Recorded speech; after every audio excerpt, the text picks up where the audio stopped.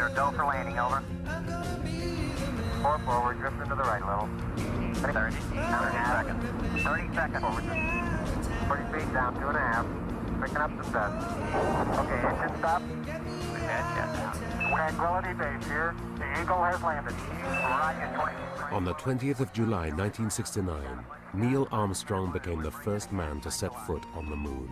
It's one small step for man, one giant leap for mankind.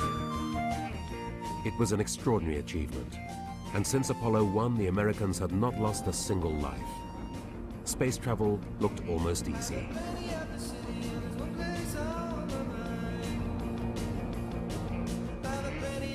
But, as NASA were to discover on the very next moon flight, putting people into space will always be hazardous.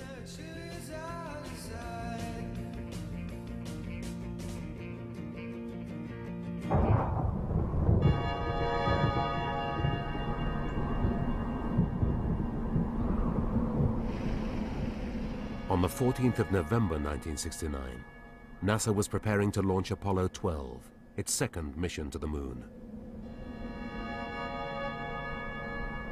That morning, a rain front had settled over Cape Kennedy, and the clouds were low.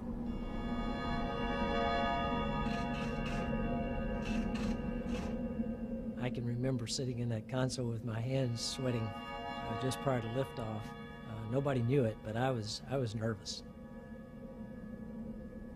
But rain or no rain, President Nixon was in the crowd, and neither Griffin nor anyone else wanted to disappoint him. Anyway, why should rain make any difference? Ignition sequence start. 6, 5, 4, 3, 2, 1, 0. All engines running. Commit. Liftoff. We have liftoff. 11:22 a.m. Eastern Standard Time. We knew what the weather was, but we weren't concerned. For some reason, we didn't think it was a problem to launch into clouds. Dick and I just kind of said, well, it's okay with us, no problem, because we fly airplanes in the rain all the time. Everything's going great, you know, and it's a new experience for me. This is my first space flight, so I'm very, very excited, probably compared to Dick and Pete. Pete Conrad reports that your program is in.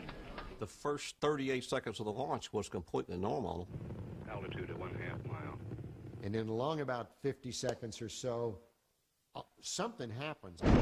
All the telemetry data, the measurements coming from the spacecraft that I was watching all went to nonsensical values. These warning lights come on and all sorts of caution and alarms. The crew started talking about this Christmas tree that had lit up. Yeah, I don't know what happened here. We had everything in the world drop out. I'm not sure we get hit by lightning. And the crew started reading out this long sequence of main bus undervolts, AC undervolts. Fuel cell lights and AC bus light. Fuel cell disconnect. AC bus overload 1 and 2. Main bus A and B. 36 seconds after blastoff, Apollo 12 had been struck by lightning.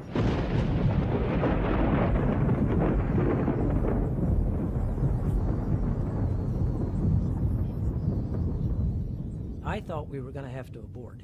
If you got a strike, it could have been a catastrophic breakup, a flip, and maybe breaking the whole vehicle apart. And with that much propellant, hydrogen, oxygen, it would have been a huge fireball.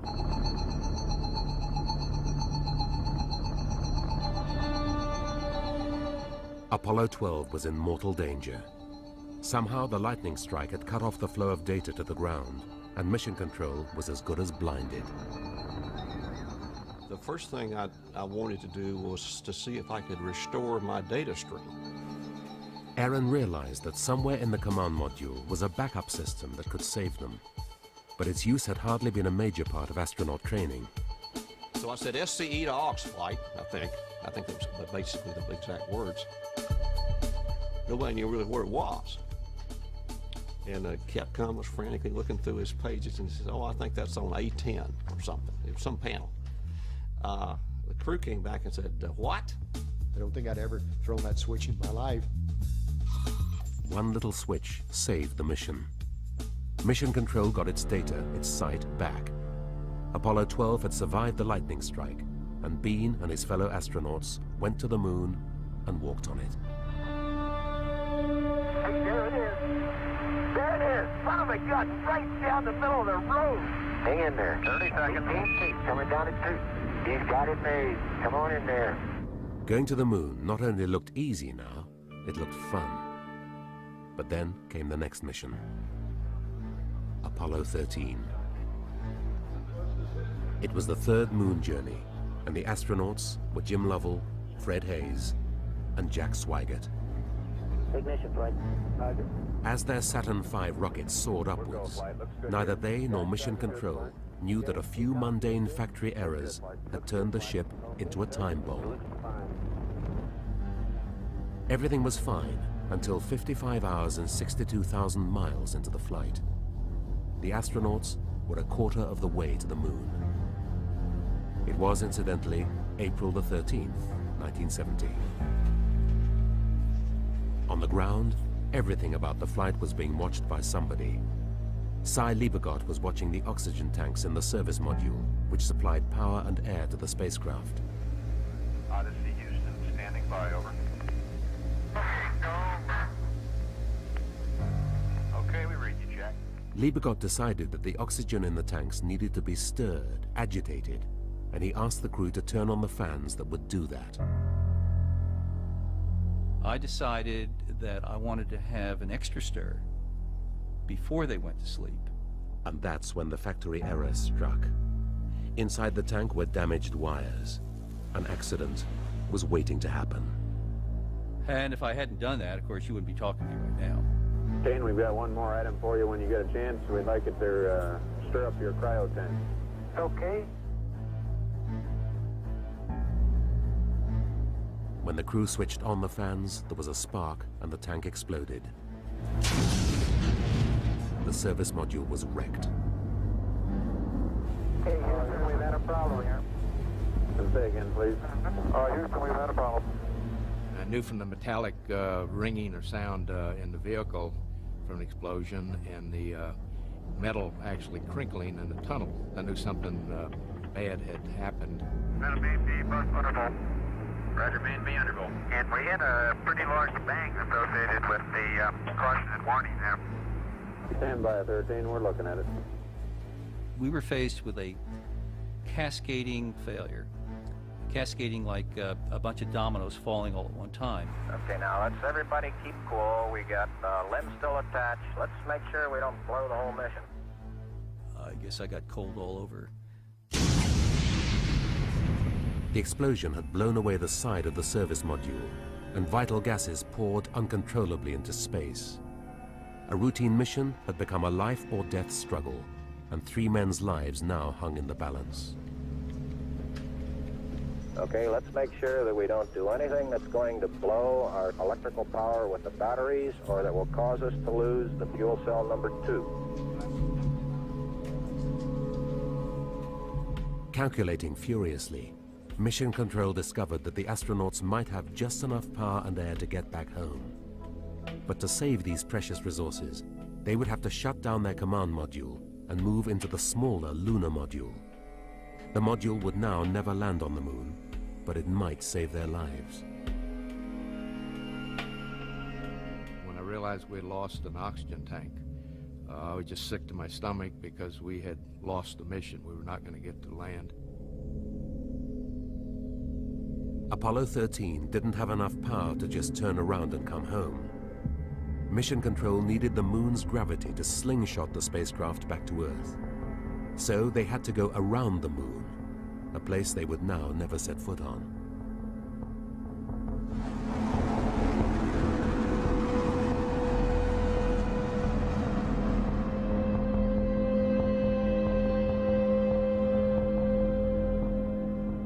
With power reduced to a minimum, conditions inside the lunar module were bleak and miserable. I've described it as being out in the woods and you don't have adequate clothing on. You don't have a jacket and you sit out there for several days, in our case 4 days. You get pretty chilled, and that just wore me down, and as I found out later, a staph virus that was on board got me, and I ended up with a lower urinary tract infection as a result. Interim here, we're starting to go ahead and button up the tunnel again. In Mission Control, anxiety rose as Apollo 13 approached Earth. Stand by 13, we're looking at it. They started off very diplomatically saying, gosh, Houston, these are not the exact words, but basically the context, gosh, Houston, how's that entry sequence coming? And then, a few hours later, called it, how's the entry sequence coming? At one point, I remember they said, hey, Houston, we're looking out the window, and Earth's getting pretty big.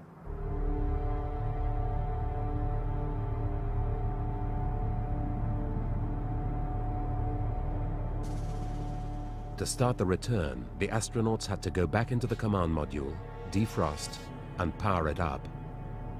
As Mission Control began dictating the necessary but very complicated list of instructions to the crew, an unexpected problem arose. They started reading it up to the crew, and I think it took like 2 hours to read this to the crew. And in fact, the crew had trouble finding enough paper to write it down on. And that thought never occurred to me that we were building such a complicated sequence that was going to save this mission and save the crew, and the key resource might be enough paper to write it down on. Now came re-entry itself, the most hazardous part of the trip. First, the crew had to jettison the crippled service module. When they backed away from the service module, they could tell that the whole side of the service module had been blown off. There's one whole side of that big missing. The whole panel is blown out, almost from the base to the engine. Copy that. Seeing the extensive damage caused by the explosion raised fresh fears. What else might fail when Apollo 13 attempted re-entry? The big issue then was the heat shield, right? There was no way to understand what the heat shield had done. The only way to test the heat shield was to hit the atmosphere.